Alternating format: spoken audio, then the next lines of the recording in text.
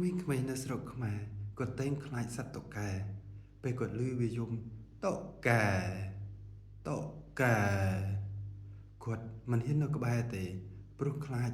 សត្វនេះនឹងទម្លាក់ខ្លួនពីកន្លែងដែលវាកំពុងទុំ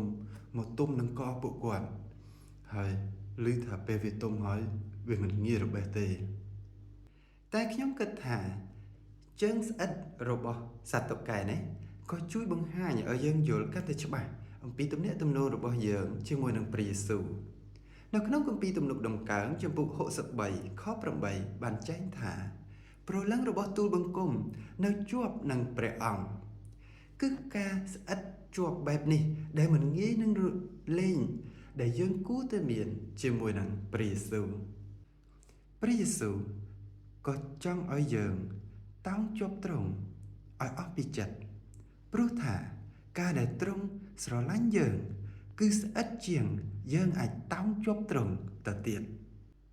សូមចុច sticker នេះនៅក្នុង comment បើសិនជាមិត្តចង់តោងជាប់ព្រះយេស៊ូវនៅថ្ងៃនេះជួបមិត្តនៅក្នុងវីដេអូក្រោយទៀត